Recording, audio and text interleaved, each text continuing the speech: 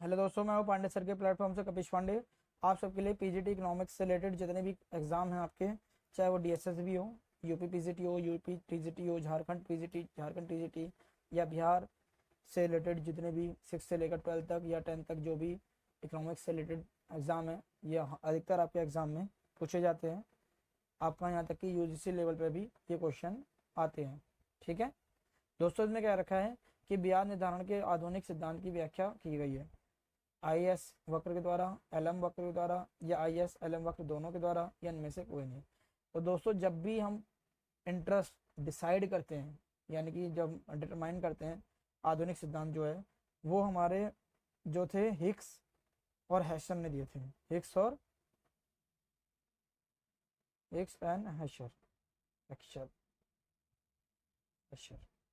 ठीक है, इन्होंने क्या करा था, जब जहां पर ऐसा आईएस जो वक्र होता है ये वस्तु बाजार के लिए होता है, यानी गुड्स मार्केटिंग के लिए होता है, और एलएम वक्र होता है मनी मार्केटिंग के लिए।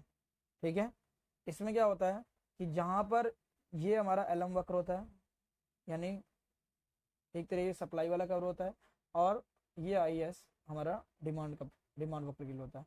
जहां पर ये दोनों कट करते हैं, इनकम के अकॉर्डिंग हमारा रेट ऑफ इंटरेस्ट यानी ब्याज दर डिसाइड होता है।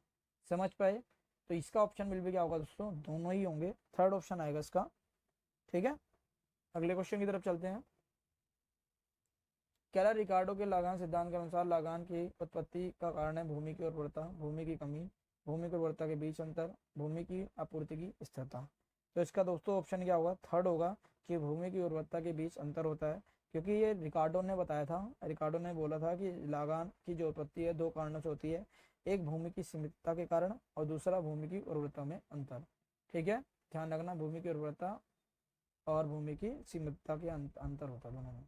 ठीक है, जब मांग वक्र एक्स एक्स के समांतर एक सीधी रेखा के रूप में होता है, तो वह बताता है कि मांग की लोच शून्य होगी, इकाई से कम होगी, या इकाई से अधिक होगी, या अनंत होगी। दोस्तों, मैं आपको बताना चाह रहा हूँ कि जो मांग वक्र है, अगर वो ऐसी होती है तो ईडी हमारा जीरो होता है, और वो कह रहा है कि एक्स के समांतर यानी ऐसे होता है, अगर वो ऐसे वक्र होता है डिमांड कर, तो वो अनंत होती है, हमारी क्या होती है, अनंत होती है। तो ऑप्शन में भी क्या होगा दोस्तों, 4 होगा। ठीक है, रिकार्डो के अनुसार भूमि की हस्तांतरण आय यानी ट्रांसफर इनकम होती है, कम होती है, अधिक होती है, शून्य होती है, या अनंत होती है। तो इसमें ऑप्शन में भी क्या होगा दोस्तों, शून्य होती है। ठीक है, जो ट्रांसफर इनकम होती है रिकार्डो के अनुसार वो शून्य होती है।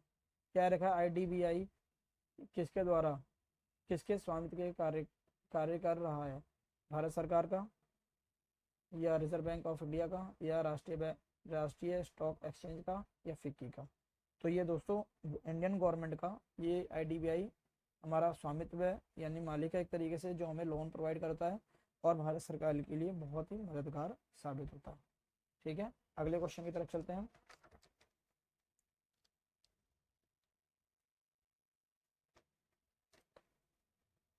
ठीक है, क्या कह रहा है ये, कह रहा है कुर्नो मॉडल की मुख्य अवधारणा है कि प्रत्येक विक्रेता अपने प्रतिद्वंदी विक्रेता की पूर्ति को स्थिर मान लेता है। प्रत्येक विक्रेता अपने प्रतिद्वंदी की कीमत को स्थिर मान लेता है। प्रत्येक प्रत्येक विक्रेता अपने प्रतिद्वंदी विक्रेता के लाभ को स्थिर मान लेता है, या प्रत्येक विक्रेता अपने प्रतिद्वंदी की लागत की स्थिर मान लेता है। तो दोस्तों, इसमें किरणों का जो मॉडल है वह द्वैधिकार मॉडल पर आधारित है, यानी ओलिगोपोली के एक तरीके से देखा जाए, और विक्रेता और अपने प्रतिद्वंदी की पूर्ति को स्थिर मान लेता है। तो इसका ऑप्शन विल भी क्या होगा दोस्तों, पहला ऑप्शन होगा कि प्रत्येक विक्रेता अपनी प्रतिद्वंदी विक्रेता यानी सेलर की जो सप्लाई है उसको वो फिक्स मान लेता है। कह रहा निश्चित निम्नलिखित में से किस संदर्भ में पूर्ण प्रतियोगिता निश्चय ही एक अधिकार का श्रेष्ठतर होगी, यानी प्रवैगिक कुशलता होगी, या आवंटन कुशलता होगी, या प्रौद्योगिक कुशलता होगी, या स्थितिक। तो दोस्तों, ये अलाउकेशन स्किल होगा, जहाँ पर हम क्या बोलते हैं, किसी भी संदर्भ में परफेक्ट कंपटीशन निश्चय ही एकाधिकार के श्रेष्ठतर होगी, यानी एक अधिकार से अच्छी होती है, क्योंकि वहां पर क्या होता है, समान लेवल होता है, सेम प्राइस होता है, नो सब्सटीट्यूट, यानी कि उनका मतलब सब्सटीट्यूट अधिकतर होते हैं, मतलब प्रतिस्थापन वाले, उसमें कोई प्राइस वो कम करके या बढ़ाकर नहीं दे सकता। मूर्खता वो मतलब बायर को नहीं बना सकता, क्रेता को जो खरीदने वाले हैं, और सेलर भी ना वो कम करके प्राइस भेजेगा क्योंकि उसको लॉस होगा। अब कह रहा है प्रोफेसर के निम्न में से किसे अच्छा नहीं मानते हैं? उत्पादन को, उत्पादकों को, उपभोक्ताओं को, बचतकर्ताओं को, क्रेताओं को, या बेरोजगारी को। तो इसमें दोस्तों जो ऑप्शन होगा दोस्तों, इसमें बोल रखा है कि प्रोफेसर स्टेन्स ने किसको अच्छा नहीं माना। तो इन्होंने अनैच्छिक बेरोजगारी को क्या बोलते हैं, व्याख्या की गई है जिसे वो अच्छा नहीं मानते। तो ऐच्छिक बेरोजगारी कहाँ होती है? अनैच्छिक, जिसको अपने मन से काम नहीं मिलता, तो वो बेरोजगारी की दशा को दर्शा रहे हैं। ठीक है। मुद्रा की मांग, मांग है, आय मांग है, पूरक मांग है, व्यतपनु मांग है, या प्रत्यक्ष मांग है। तो दोस्तों ये व्यतपनु डेरिवेटिव मांग होती है कि मुद्रा की जो मांग होती है अपोजिट रिलेशन होता है ईडी का, यानी कि जैसे प्राइस इंक्रीज होता है तो डिमांड हमारी कम हो जाती है, प्राइस कम होने से डिमांड हमारी बढ़ जाती है, तो अपोजिट रिलेशन होता है, इसलिए ईडी हमारा नेगेटिव होता है, तो यानी कि अपोजिट होता है रिलेशन, इसलिए व्युत्पन्न मांग होती है। क्योंकि ये एक विनिमय का माध्यम है जिसमें दूसरी वस्तुओं की मांग के संदर्भ में, जिसे व्युत्पन्न मांग कहते हैं। अगला ऑप्शन है दोस्तों, अगला क्वेश्चन है मतलब 85, कह रहे एक उपभोक्ता के रूप में आप ज़्यादा से ज़्यादा वस्तुएं खरीदेंगे, उत्पादन लागतें कम करेंगे, अधिक से अधिक वस्तुएं बनाएंगे, या उपयोगिता को अधिकतम करेंगे। तो इसका ऑप्शन विल भी क्या होगा दोस्तों, जो उपयोगिता यानी यूटिलिटी को हम मैक्सिमम करेंगे, क्योंकि यूटिलिटी अगर हमारी सही होगी तो हम सेटिस्फेक्शन, हमारा जो लेवल है वो हमारा बना रहेगा, अधिकतम रहेगा। ठीक है। क्योंकि प्रत्येक प्रत्येक उपभोक्ता को अपने संतुष्टि को अधिकतम करना चाहता है, और उपभोक्ता की जो संतुष्टि है उस बिंदु पर होता है जहां पर उसे अधिकतम संतुष्टि प्राप्त होती है। ठीक है। और उसी में ही MC यानी कि MU वहां पर 0 होता है, और TU हमारा मैक्सिमम होता है। ठीक है। अगले क्वेश्चन की तरफ है, अंतर्राष्ट्रीय व्यापार के तुलनात्मक लागत सिद्धांत का मूल किसके लेखों में पाया जाता है? तो अगले क्वेश्चन जो है किस में पाया जाता है? रिकार्डो में पाया जाता है, मार्शल में पाया जाता है, या पीगो में पाया जाता है, या गुप्टिल डाल्टन में पाया जाता है। तो इसका ऑप्शन विल भी क्या होगा दोस्तों, पहले तो अंतर्राष्ट्रीय व्यापार के तुलनात्मक जो लागत सिद्धांत है उसके जो सिद्धांतक लेख हैं वो डेविड रिकार्डो ने 2 देशों के बीच में दिया था, और क्या बोलते हैं इसका व्यापार का जो कारण है वो एक कंपैरेटिव कॉस्ट के सिद्धांत को मानते हैं उन्होंने, और उन्होंने बोला था कि उसी से उसका प्रॉफिटेबल जुड़ा होता है। तो इन्होंने ये किसने किया था? रिकार्डो ने दिया था इसका ऑप्शन। ठीक है। अगले क्वेश्चन की तरफ चलते हैं।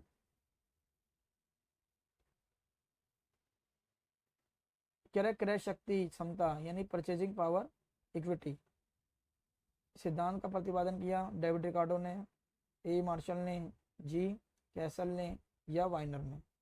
तो इसका ऑप्शन विल भी क्या होगा दोस्तों, जिन्होंने क्रय शक्ति क्षमता का सिद्धांत दिया था, ये दोस्तों गुस्ताव कैसल ने क्रय शक्ति क्षमता यानी परचेजिंग पावर इक्विटी सिद्धांत को मतलब एक्सप्लेन किया था, और उनको क्या बोलते हैं, मुद्रा विनिमय का सिद्धांत समर्थन दिया था, यानी मनी एक्सचेंज का जो थ्योरी थी उसको सपोर्ट किया था। और उन्होंने 2 देशों के बीच में जो इकोनॉमिक कंडीशन है, सिचुएशन है, उसका आकलन करके ही क्रय शक्ति सिद्धांत को उन्होंने आगे बढ़ाया था। ठीक है। तो इसका ऑप्शन विल क्या होगा दोस्तों, C होगा, यानी कि 3rd।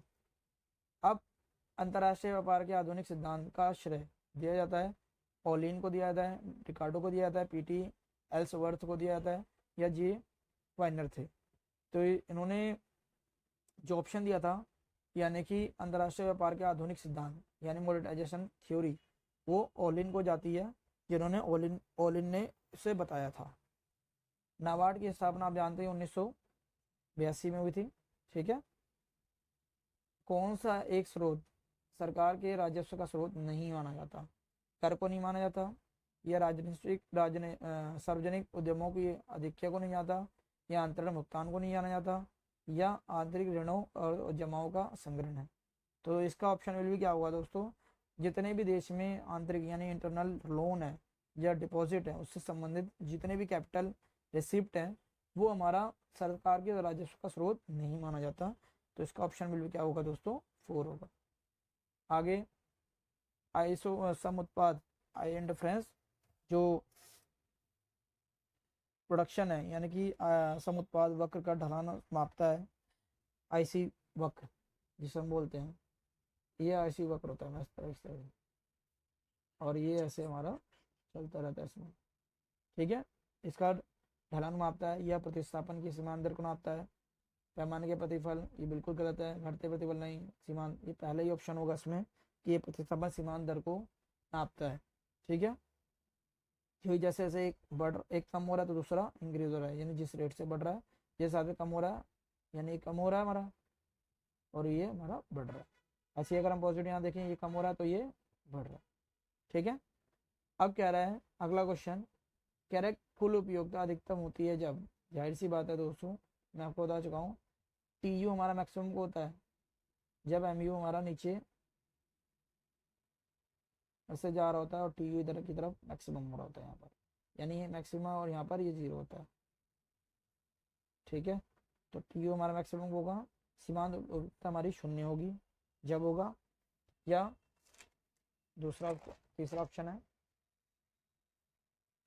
औसत उत्पाद अधिकतम होगा, सीमांत उपयोगिता अधिकतम हो, या सीमांत उपयोगिता औसत उपभोक्ता के बराबर होगी। तो इसका ऑप्शन ही पहले ही होगा जहां एम यू हमारा 0 होगा, तो ये पहला ही ऑप्शन होगा। ठीक है, अगले क्वेश्चन की तरफ चलते हैं हम।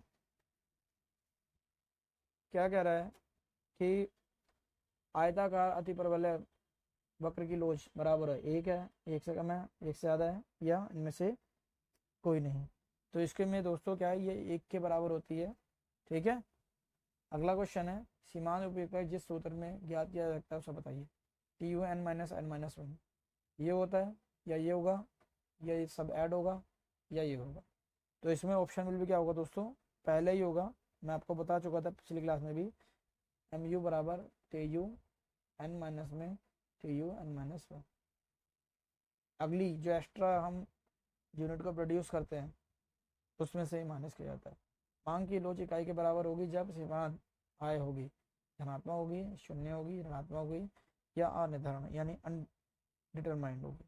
तो मांग की लोच कब होगी दोस्तों, जब वो क्या नाम, मांग की लोच इकाई के बराबर होगी। इकाई के बराबर कब होगी, जब वो 0 के बराबर होगी, यानी कि सीमांत उपयोगिता, सीमांत आय यानी मार्जिनल इनकम जो है वो हमारी क्या नाम है 0 के बराबर होगी। मार्जिनल रेवेन्यू जिसे बोलते हैं इनकम, यानी कि जो हमारा ईडी होता है यहाँ, ये ईडी जो होता है ये इन्फिनिटी होता है, फिर यहाँ ईडी हमारा ग्रेटर देन होता है, फिर ये ईडी हमारा इक्वल होता है, फिर ये हमारा लेस देन होता है, फिर ये हमारा ये ईडी जो ई होता है वो 0 के बराबर है, फिर हमारा एम आर जो चलता है यहाँ पर ये इकाई है, इकाई के बराबर यहाँ 0 होता है, ये वाला part M R.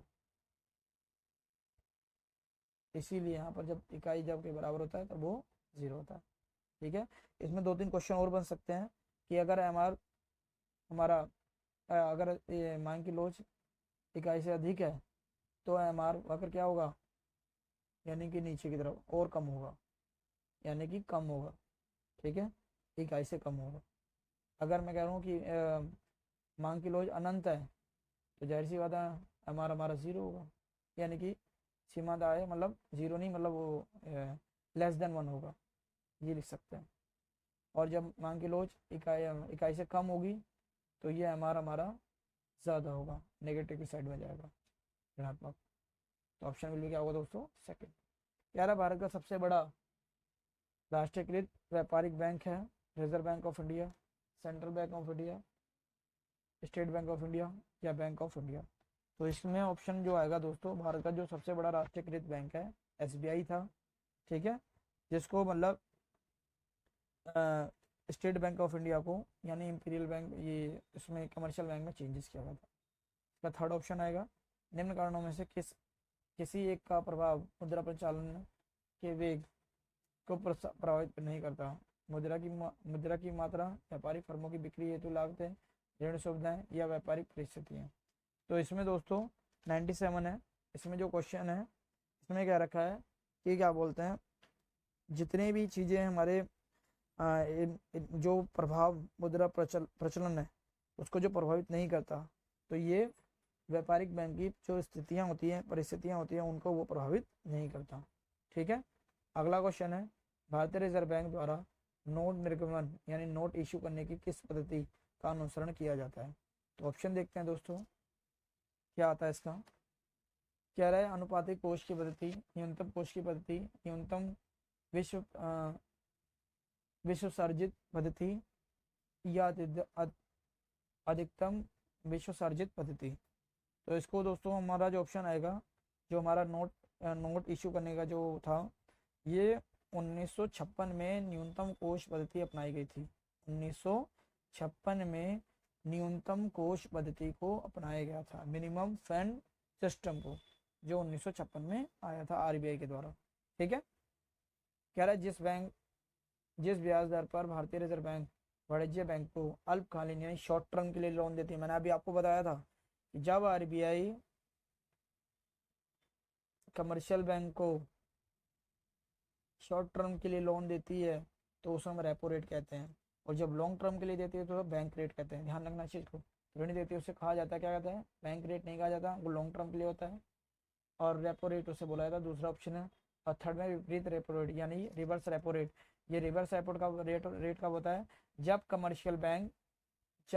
Commercial bank RBI को लोन देता है या ये लोन लेती है, उसके बदले में जो इंटरेस्ट देती है आरबीआई कमर्शियल बैंक को इंटरेस्ट देती है, उसी को हम विपरीत रेपो दर कहते हैं। तो डिस्काउंट की दर भी वो अलग होता है। तो ये हमारा सेकंड ऑप्शन होगा। ठीक है, ध्यान रखना। अगला क्वेश्चन है, कह रहा है आप बाजार में वस्तु की कीमत उसकी उपयोगिता के बराबर देते हैं, उसकी सीमांत उपयोगिता के बराबर देते हैं, विक्रेता को माप बताता है, ये भाव बताता है वे देते हैं, या आप स्वयं देना चाहते हैं वह देते हैं। तो इसमें क्या रहा है कि वह मतलब बाजार में वस्तु की कीमत कब होती है, यानी कि जब एक उपभोक्ता किसी वस्तु की कीमत उसकी जो मार्जिनल उपयोगिता है यानी कि सेटिस्फेक्शन जो लेवल है वो अधिक करना चाहता है, उपयोगिता अधिक मतलब करना चाहता है, लेकिन फिर भी उसका मार्केट में नहीं मिल पाती, यानी कि वो मार्केट में नहीं देना चाहता, तो उसको क्या होगा, वो चाहता है कि मैं उतना ही सेटिस्फेक्शन लूँ जितना मैं मुझे चाहिए। तो इसका ऑप्शन मिल क्या होगा दोस्तों, सेकंड होगा, उसकी सीमांत उपयोगिता उसके बराबर होती है। ध्यान रखना चीज़ को, प्राइस अगर वो दे रहा है तो उस हिसाब से उसकी सेटिस्फेक्शन लेवल उसको मिलना चाहिए। तो दोस्तों वीडियो अगर अच्छी लगी हो तो मुझे लाइक करके सब्सक्राइब कर शेयर जरूर कर देना। Thank you.